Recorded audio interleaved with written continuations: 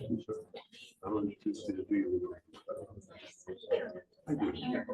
Oh, okay, yeah.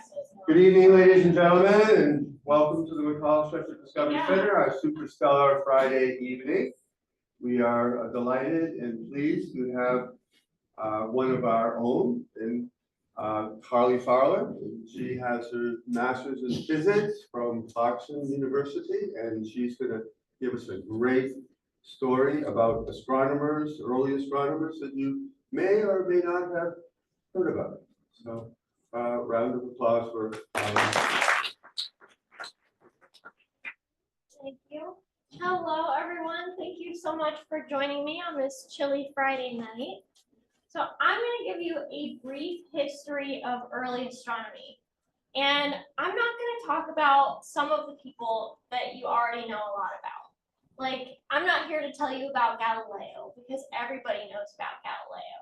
But I'm going to tell you about people that are named things like Thales and Anaxagoras and Aristarchus, so that we can really talk about how astronomy started. And my timeline for this starts in the year 626 BCE.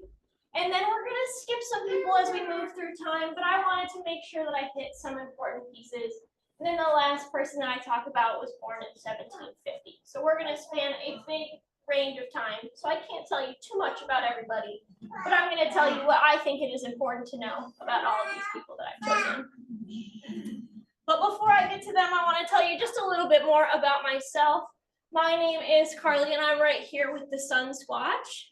And I graduated from Clarkson University with my master's in physics in May of this year. And then I started working here at the end of May. And I love physics, I love astronomy. All of my graduate and undergraduate research was in the field of astrophysics, and I studied nebula and binary stars. So if you ever have any questions about any of those things, I would be more than happy to talk to you about those. But today we will be talking about those astronomers that are the reason and the foundation that I get to study what I love and I get to share with you every single day. And so I'd like to get us started talking about Thales. And Thales was our first astronomer that I'm talking about. So he is in the year 626 BCE. And this guy, he was a Greek philosopher, scientist, and mathematician. And Thales, he believed that the Earth was a flat disk and that it floated on an infinite ocean. And he also thought that earthquakes were caused by disturbances that come in that infinite ocean. He also thought that stars were just balls of dirt that were on fire. And so we can see that we have come a long way from Thales, but it takes a long time to get there. So it was reported that Thales predicted a solar eclipse in 585 BCE. This quote here says, "Day all of a sudden changed into night. This event was foretold by Thales. And he forewarned the Ionians of it, fixing for it the very year in which it took place. The Medes and the Lydians, when they observed the change, ceased fighting, and they were alike anxious to have terms of peace agreed upon." So there was actively a war taking place. There was battle happening, and then a solar eclipse happened, and they stopped. And they chose this as their reason to find peace. But historians think that it is very unlikely that Thales could have predicted this event. And around this time, a lot of discoveries were given to famous people who didn't necessarily make them. So all of these things that I just told you about Thales, that is our best belief that he believed them. It may or may not have been true. There could have been other people working on these things and he just got credit for them. But we can never know for sure because none of the writing of Thales has made it to this day. So everything that we know about these early astronomers, a lot of it is, well, somebody wrote down that somebody else knew this. And then somebody else wrote down that this person said this thing. So we are doing our best to piece together that history. But these are the things that we believe Thales believed. And big ones, the Earth was flat, it floated on an infinite ocean, and that stars were balls of dirt on fire. And And then we come to Anaxagoras, and this is in the year 600 or 500 BCE. He was also a Greek philosopher, scientist, and mathematician. And he also thought that the earth was flat, but he thought that it floated on strong air.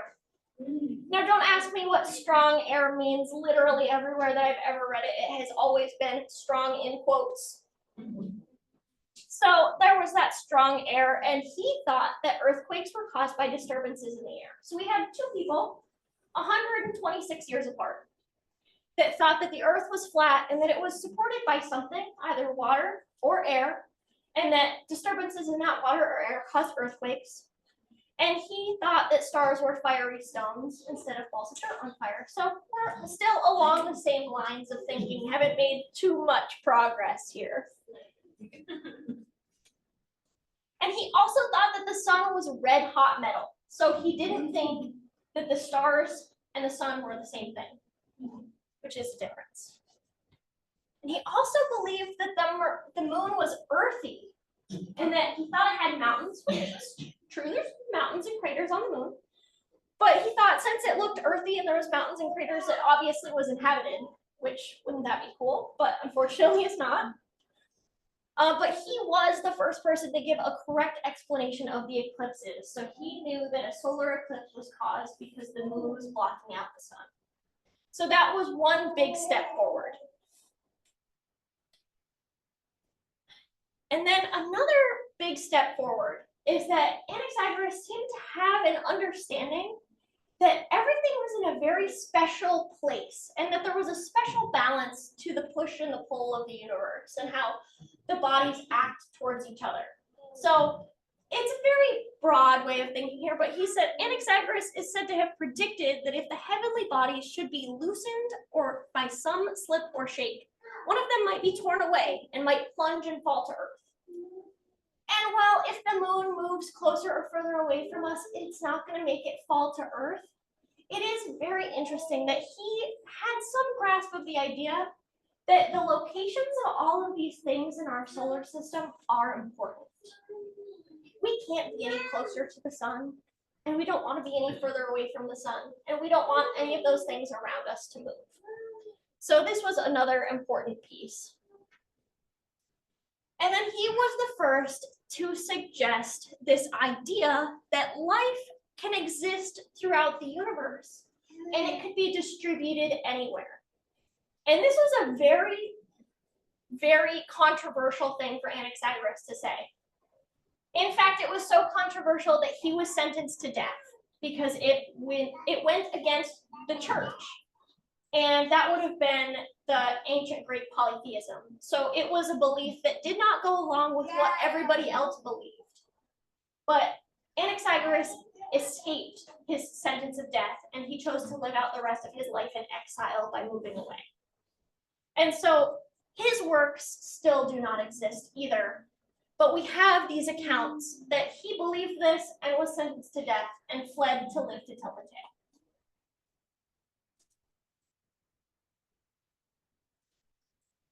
And unfortunately, I do not find a picture of my next astronomer, but we are talking about Ganda. And most of the astronomers that we hear of when we hear about history all come from ancient Greeks. So I have tried my best to pick and choose some people who are not from ancient Greece so that we can see what people from other parts of the world were believing at this time. And Ganda was a Chinese astronomer. And he made many observations, and he provided the date of those observations and the coordinates of what he was looking at. So this is the start of people writing down what they were seeing when they were looking at the sky so that we could keep track of how things change over time. And he wrote 2 books. One was about Jupiter, and then the other one was called Astrological Predictions. And that book on Jupiter is very interesting. So some of this writing does still exist. It said, Jupiter was very large and bright. Apparently, there was a small reddish star appended to its side. This is called an alliance. And we know today that there is not a small reddish star that is appended to the side of Jupiter. But we have to think back. And back in the year 365 BCE, there was no light pollution.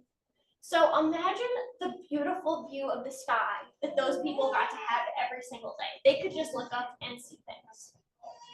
And so looking more into this, we now believe that that companion star or that alliance that Gonda saw was actually the Galilean moon Ganymede.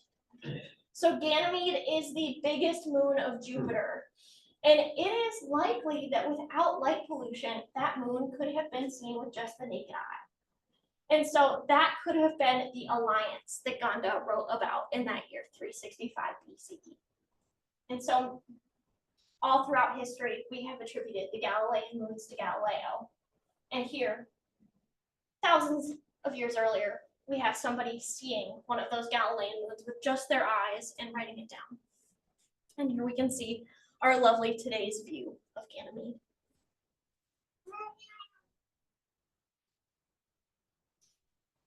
But he went on to study more about these stars and everything else that he was seeing. Specifically, he really liked Jupiter. He wrote, every 12 years, Jupiter returns to the same position in the sky. Every 370 days, it disappears in the fire of the sun in the evening to the west. 30 days later, it reappears in the morning to the east. So these are very interesting observations because we are talking about the movement of those planets. And so what actually happened was that Gonda, he calculated the sidereal period of Jupiter. And this was roughly 2,380 years ago. And from the modern value, he had a 1.2% error, which is insane to think about because he was just looking up at the sky and observing this planet and writing down what he saw. And he was so close to what we actually know today and that we've used technology to find instead of just our eyes and pencils and paper. And so his observations and his calculations were very useful for many people throughout time because he was very accurate when he was writing things down and very detailed. And just as a side note, the sidereal period is the period of the revolution of one body around another in respect to distant stars. So he was watching when, for example, Jupiter passed through Orion. So he was like, oh, it's near this place in Orion every this many days. And so that is what he was keeping track of.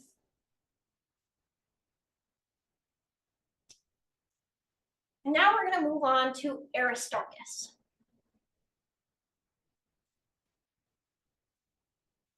Aristarchus was a Greek astronomer and mathematician, and he was known for the first heliocentric model. But not many people know that because everybody thought, that's silly, we like the geocentric model, and the geocentric model ruled for over 1,400 years. So in the years before zero, well before zero, Aristarchus said, I don't think that the Earth is the center of the universe. I think that we revolve around the sun once per year, and that we revolve around ourselves once per day. His hypotheses are that the fixed stars and the sun remain unmoved, and that the Earth revolves about the sun on the circumference of a circle, the sun lying in the middle of the orbit, and that the sphere of the fixed stars, situated about the same center as the sun, is so great that the circle in which he supposes the Earth to revolve bears such a proportion to the distances of the fixed stars as the center of the sphere bears to its surface. And so this was Archimedes talking about Aristarchus in his works. So we can see that there are other people saying that Aristarchus did suggest this heliocentric model. And it still did not hold because people just didn't want to believe that the Earth wasn't the center of the universe. Like, they were like, we're people on Earth. We're obviously important. We must be the center of the universe. But that was just not true, but nobody believed it for a very long time. So Aristarchus knew some other things. He suspected that the stars were like the sun and that they were further away. And he tried to estimate the sizes of the sun and the moon compared to Earth. And he thought that the sun was 20 times larger than the moon, but it was 20 times further away. And he had the right idea, but he was off by an order of magnitude. But he still had the right idea because that is the kind of proportion that we have. But it's more like the scale of 400 times larger and 400 times further away. But again, his ideas were rejected for the more popular geocentric model. So at least we can say that from here, we don't think that the stars and the sun are different things now. Somebody has suggested that they are the same. One's not hot metal and one's not a ball of dirt that's on fire. And then we come to Eratosthenes. And he was a Greek mathematician, astronomer, geographer, poet, and music theorist. So a little bit of everything. And Eratosthenes was known to be smart, but they did not think that he was a genius. In fact, they said that Eratosthenes was indeed recognized by his contemporaries as a man of great distinction in all branches of knowledge, though in each subject he just fell short of the highest place. On the latter ground, he was called Beta. And so they really did not think too highly of Eratosthenes, but he is important enough that he reigns in the history of astronomy. He made surprisingly accurate measurements of the circumference of the Earth. So he compared the noontime shadow at midsummer between Cyrene and Alexandria, and he used this to calculate the circumference of the Earth. And he found it to be 250,000 stadia. And while a stadium is an argued unit of measurement, it could have been one number or it could have been another number. Both of those values give us a really great percent error. So if one stadium is 157 meters, he calculated the Earth's circumference to 1.93% error, which is very impressive. And then if it was just a little bit bigger than that, if it was 166.7 meters, he had approximately 4% error, more like 3.999987 or something absurd. But he was still very close. So this is before we had technology to measure anything. This is an unfathomable time in history for us, and we are still able to calculate things with such detail. And so even though many people called Eratosthenes a beta, he was indeed a very smart man. And then we move on to Hipparchus. And Hipparchus is a name that you might recognize if you're astronomy fans, because to this day we have a star catalog named the Hipparchus catalog. So if you want to look up information about a star, you might find that it is named HIP and then a bunch of numbers, and that HIP stands for Hipparchus. So Hipparchus was a Greek astronomer and mathematician, and most of his work is known because of Ptolemy, because Ptolemy wrote about it later, because he thought Hipparchus was a really smart guy. And he was known for making a star catalog of 850 stars. The Hipparchus star catalog that we have today has many more than 850 stars, but we honor him with that catalog. And Hipparchus also discovered precession. So precession, as the Earth rotates, it wobbles on its axis as it goes around, kind of like an off-center top toy. So just a little picture of what that means. We have some sort of tilt. The Earth is tilted as it goes around at 23.5 degrees. And then while it goes around, it wobbles. And so it is wobbling as it goes around. So eventually, every 26,000 years, it will complete one circle. And so 14,000 years from now, the North Star will no longer be Polaris, it will be Vega. And so this is precession, and that was discovered by Hipparchus. So now we are coming into a little bit better of an understanding of the universe, or at least our solar system. But the reigning theory is still the geocentric model. Hipparchus assumed that we had a spherical and stationary Earth, and that the Sun, Moon, Mercury, Venus, Mars, Jupiter, Saturn, and the stars revolved around the Earth every day. But while he thought that, he was still able to calculate the length of the year to within 6 minutes. So he was just 6 minutes too long.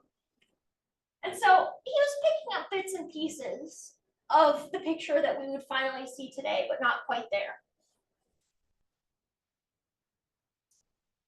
He also calculated the mean distance to the moon.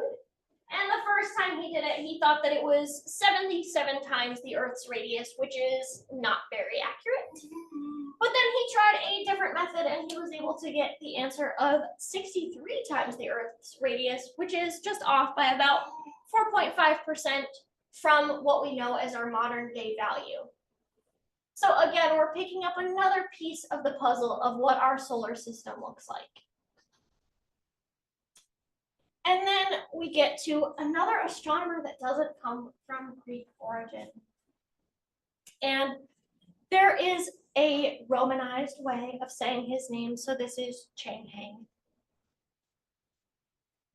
And he was a Chinese scientist who made a catalog of 2,500 stars. So much more than Hipparchus. Hipparchus only had 850 stars. Chang Heng also recognized 124 constellations.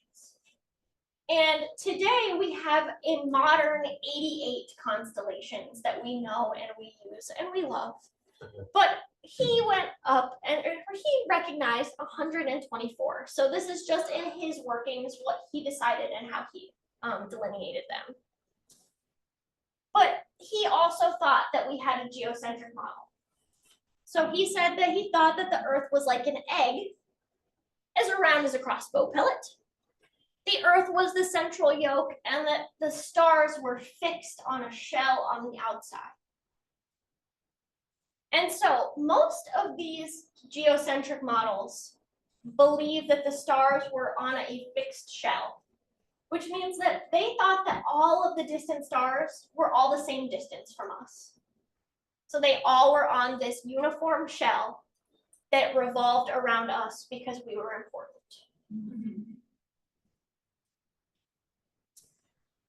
But one thing that he did know was that the sun is like fire and the moon like water. The fire gives out light and the water reflects it.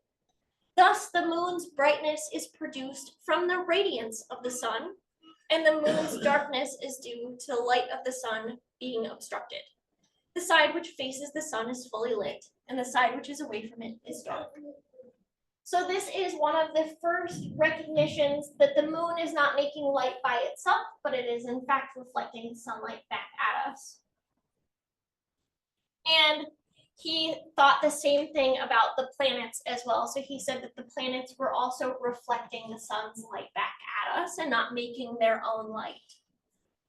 And he said that the planet, as well as the moon, have the nature of water and reflect light. The light pouring from the sun does not always reach the moon, owing to the obstruction of the Earth itself, and this is called a lunar eclipse. And when a similar effect happens with a planet, we call it an occultation. When the moon passes across the sun's path, then there is a solar eclipse. So again, we have somebody trying to understand eclipses and understand just other bits and pieces of the puzzle that is our universe. And then we come to Claudius Ptolemy. And Ptolemy is famous for the geocentric model, which other people have been suggesting in the past. He was a mathematician, astronomer, geographer, and music theorist. All of those things seem to have gone together in ancient Greek. And his most famous work is the Almagest. And this is 13 books that he wrote about all the information that he knew about astronomy. So Ptolemy thought that there was a fixed Earth and that there was a sphere with the stars fixed on it that rotated around the Earth each day. Very similar to other thoughts. And his geocentric model ruled for approximately 1400 years until somebody else came and said the heliocentric model is correct. And so we have seen one heliocentric model. It was from Aristarchus, and it was immediately thrown out. So Aristarchus is commonly known as the forgotten astronomer. But back to Ptolemy, he wrote 13 books. The first book outlined his geocentric model, observations of the ecliptic, or the path that the sun takes through the sky, and it also included an introductory level of spherical trigonometry, which is a math that nobody does unless you really don't like yourself. So don't try that. And then his second book talked about the rising and setting of celestial objects, the length of daylight, and the determination of latitude. So those are some interesting things. He also talked about the length of the year, the motion of the sun, and Hipparchus's discovery of precession. So like I mentioned earlier, a lot of the work of Hipparchus we still know about thanks to Ptolemy, because this is how it got preserved, was Ptolemy thought Hipparchus was so smart that it got written about again. Ptolemy's books 4 and 5 were about the motion of the moon, the lunar parallax, and the motion of the lunar apogee, and the sizes and distances of the sun and moon relative to Earth. He then went on to write about solar and lunar eclipses, the motion of the fixed stars precession, and he made his own star catalog of 1,022 stars, and he located them by constellation. And then he had a book about general issues of creating a planetary model, but still went on to talk about the motion of Mercury. And he wrote subsequent books about the motion of Venus and Mars, the motion of Jupiter and Saturn, retrograde motion, and motion in latitude. So that is when planets deviate from the ecliptic. So he went and he wrote all of these books, and many people think that he didn't actually write them and he just stole and rewrote other people's work. But Ptolemy is still known for all of these things, although a lot of it was likely taken straight from Hipparchus and other people's sources. So he mentions that Hipparchus wrote a book or understood precession, but then goes on to write a whole separate book talking about precession himself. So who knows if Ptolemy did these things and who knows if he didn't, but it's interesting to see both sides. You taking questions during the presentation or after? After would be best, thank you. And then now we are moving on to talk about Aryabhata. So another non-Greek astronomer. This was an Indian astronomer and mathematician who thought that the Earth rotated about its own axis daily. Great, that's awesome to understand that. And that the apparent motion of the stars was due to the Earth's rotation. So finally, that fixed sphere of stars is not rotating around us, but we are rotating, and that's why the stars look like they're moving. That's a good step forward. But he thought that there was a geocentric model and that the sun and the moon moved by epicycles. And here's a little diagram of epicycles. So that means that there is a circular orbit about a much bigger circular orbit. So you do circles all the way around the outside. And that's how they thought the sun and the moon moved around us, which would be very complicated, much more complicated than what we currently have going on. But Aryabhata was very interesting because he was able to calculate the period of the day for Earth to have less than 1% error. So he calculated 23 hours, 56 minutes, and 4.1 seconds, and the actual answer is 23 hours, 56 minutes, and 4.091 seconds. So if he was rounding his answer, like a lot of us like to do in math, round our answer, he was right on. And so he had, if you're wondering, about 1 times 10 to the -5th% error. And he also calculated the sidereal period of the year.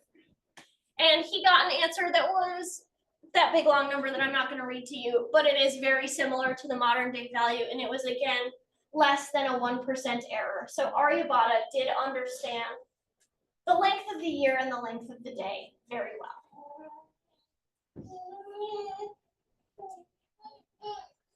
And now another non-Greek astronomer, Abd al-Rahman al-Sufi. Has anybody in here heard this name before? I'm not sure, is he connected to Sufism or is that coincidental? Because I've heard Sufism. Coincidental.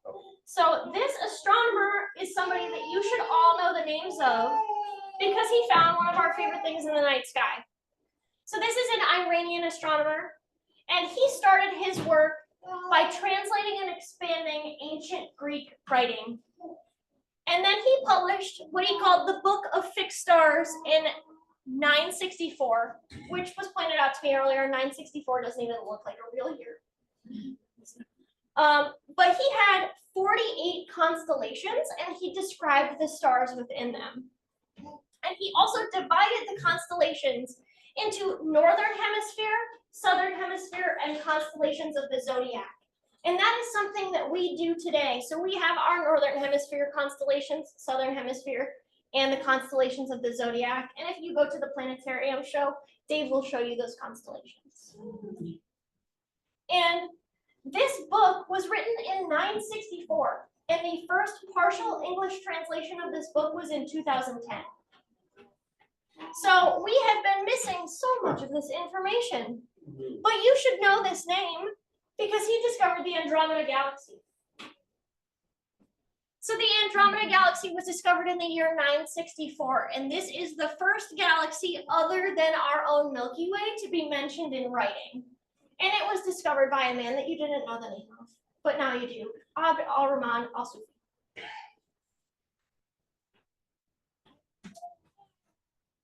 And now we are in, again, the positive years. We are above zero, and we meet Nicholas Copernicus. He was a mathematician and astronomer, and he formulated a heliocentric model. Finally, we have a heliocentric model. And it was thought that he came up with this heliocentric model all on his own because it was very hard to get your hands on the work of Aristarchus. So it was likely that his idea of a heliocentric model was entirely independent from Aristarchus so many years ago, thinking that there was a heliocentric model.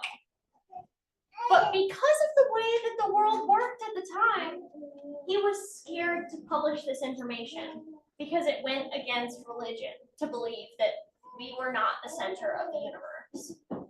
And so he did not publish his theory until the year of his death, which he was very fortunate for because we are getting close to the times of Galileo here.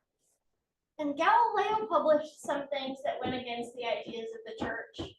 He was sentenced to house arrest for the rest of his life, which many people don't know. So at this time, you were either sentenced to death or house arrest or something absurd for having ideas that went against whatever religion was ruling at the time. And so Copernicus knew that we weren't the center of the universe, and he was scared to tell people.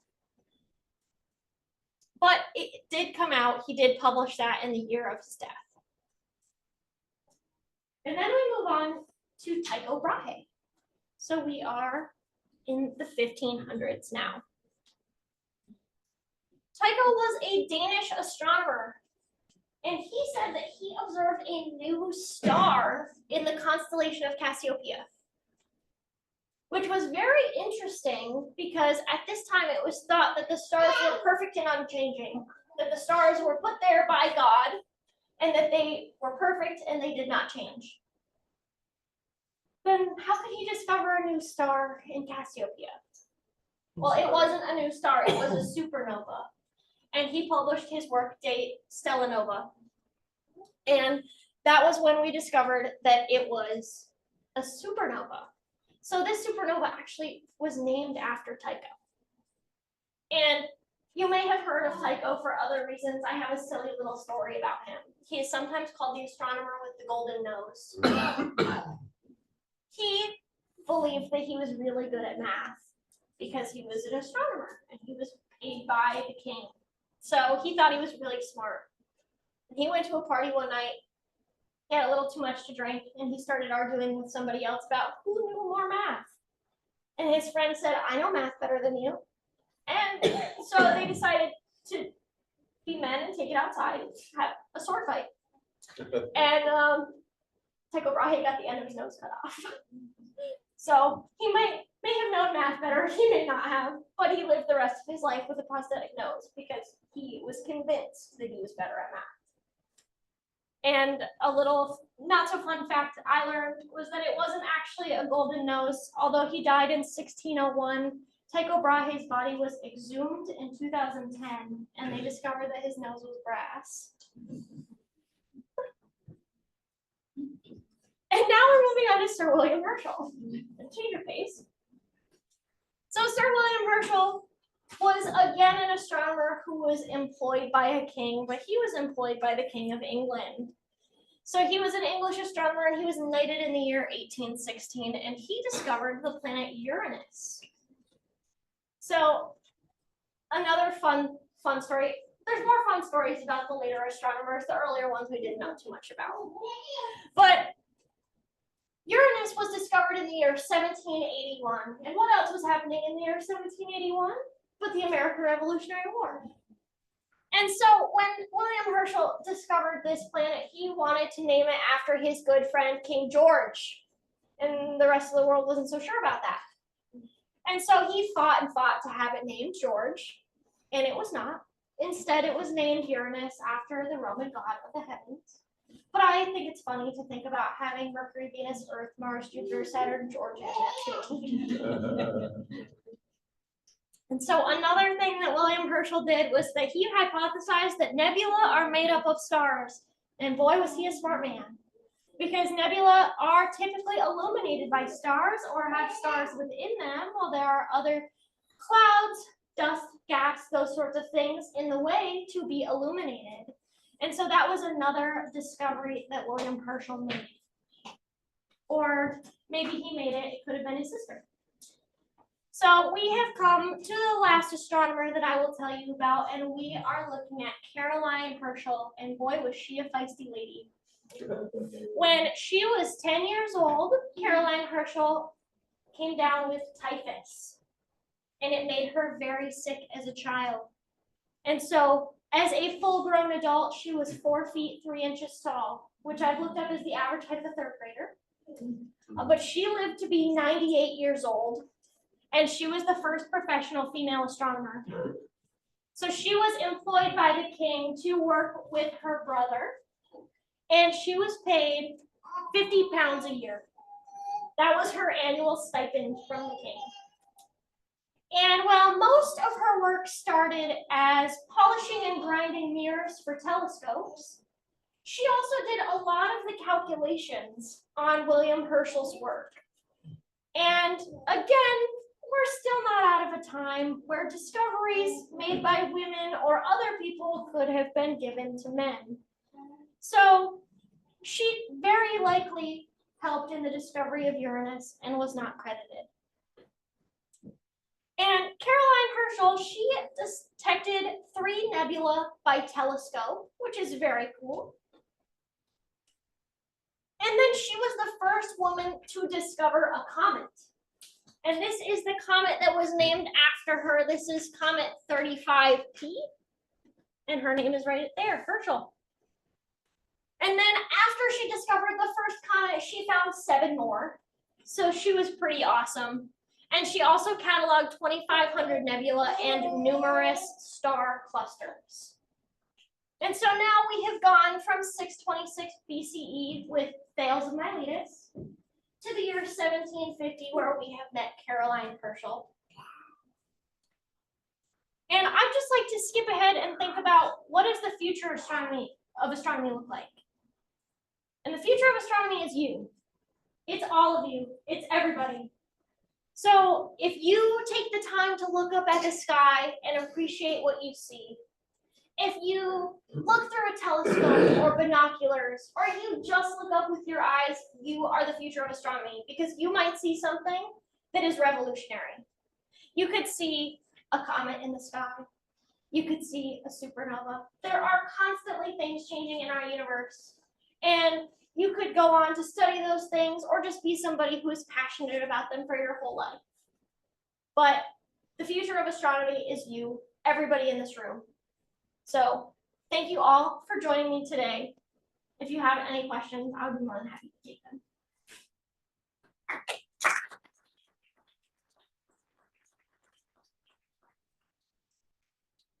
A little bit more about the constellations. I think the first time we might have mentioned it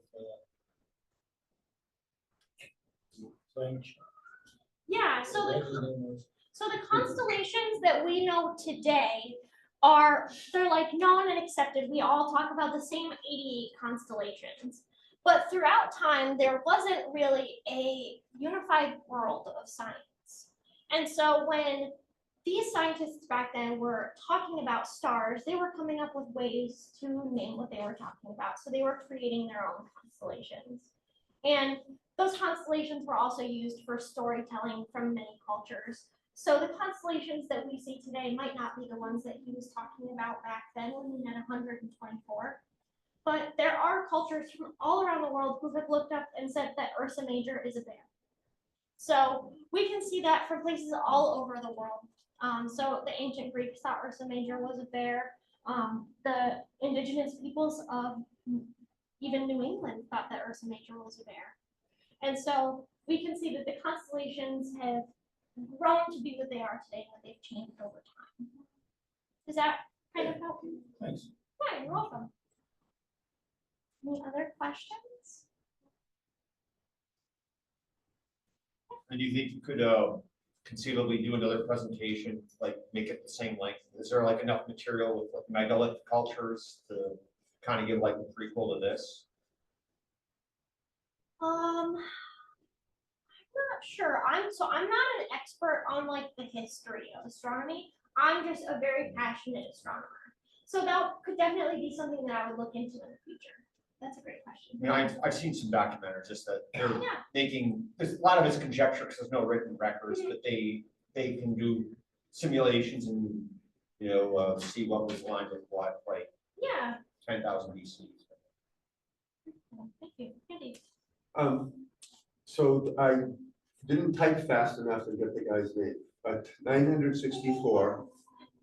I'll take you back because I don't want to spell it wrong. Yeah. Here we are. Yeah, so he discovered the Andromeda galaxy. Yes. And so my question is, do you know, did he feel that that was part of us, or did he think that it was apart from our galaxy? And I don't know how much they thought then about actually the term galaxies, you know, if I ask. Yeah, I don't know the answer to that, but I Okay. could definitely send you my sources that I learned about him from, so that you could see if you can find that information. Because traditionally, we feel that guy begins with H, 1920s. Probably. That came to realize that the Andromeda Nebula was a galaxy of its own. Yes. Yeah. So- Yeah. So I'm wondering if this guy had a thought about that. That I'm not sure, but Okay. I would have to imagine that it would be, something along the lines of what Bezier was doing when he was like writing down things that look fuzzy in the sky.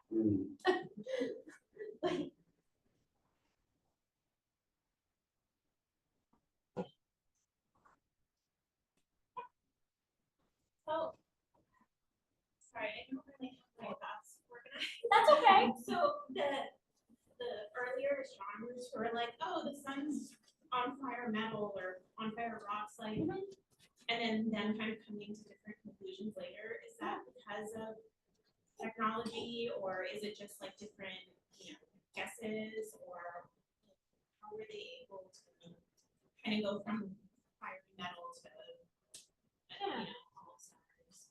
That's a really great question. So a lot of it, at least in that early part of time, was they were building off the knowledge of each other. Like one person would say something and the next person would learn from it. So for a lot of these early astronomers, you can like look back and see who was the predecessor of who. And because there is a list of like, this person learned from this person at the Library of Alexandria, for example.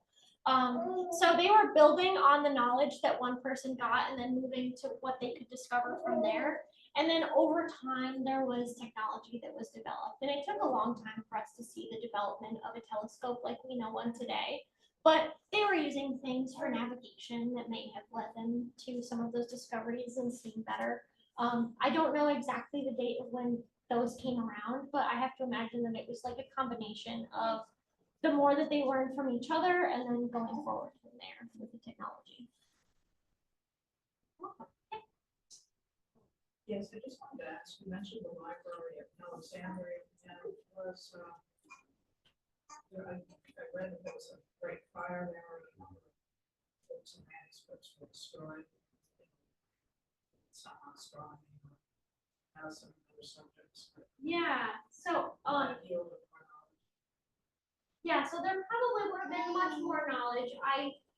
I'm again no expert on history. I'm an expert on nebula, but I just am very passionate about the history of astronomy. So I did read about that there was a great fire at the Library of Alexandria, and that since that was one of the places where a lot of these astronomers learned, that could have been why a lot of their works were lost, because a lot of the work of those early astronomers is nowhere in existence, and it's just, you know, we're seeing the work of some of them written about by Archimedes in his books, and then Ptolemy writing about what Hipparchus had said. So it's one person saying something about somebody else.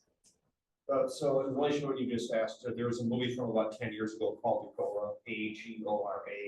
That is supposedly like a reasonably accurate historical drama of like Hypatia, the chief librarian.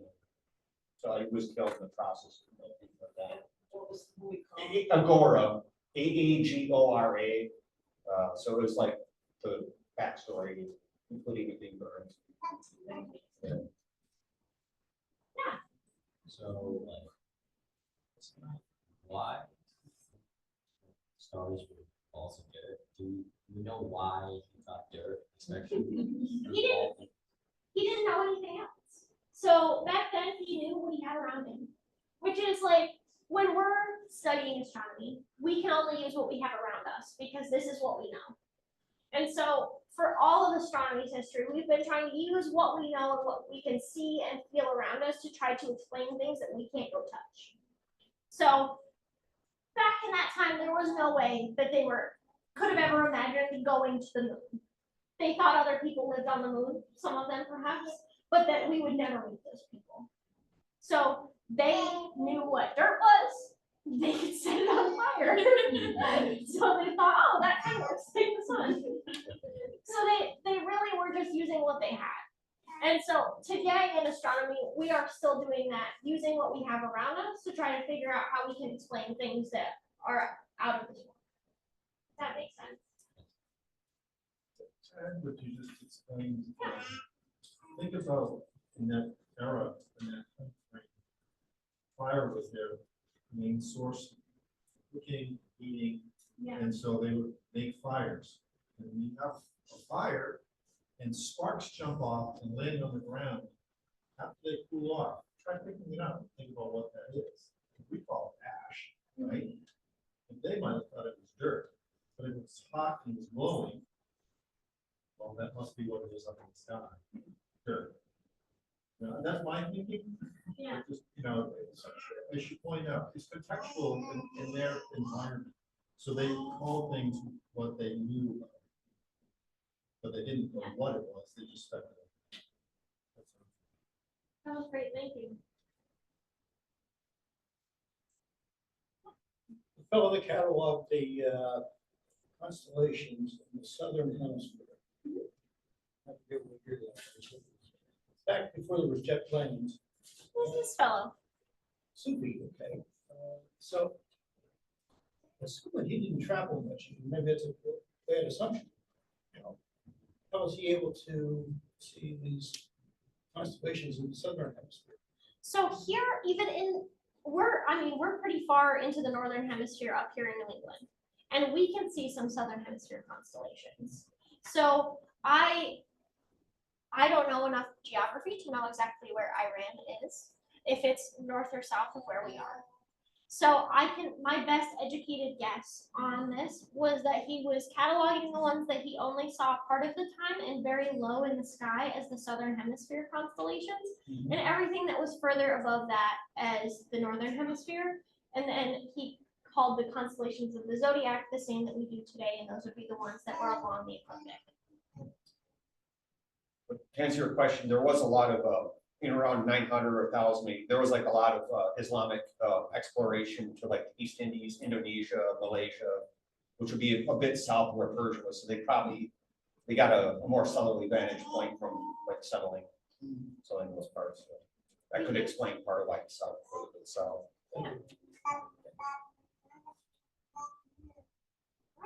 Well, thank you all so much for joining me today. Enjoy your planetarium. Okay, so on that.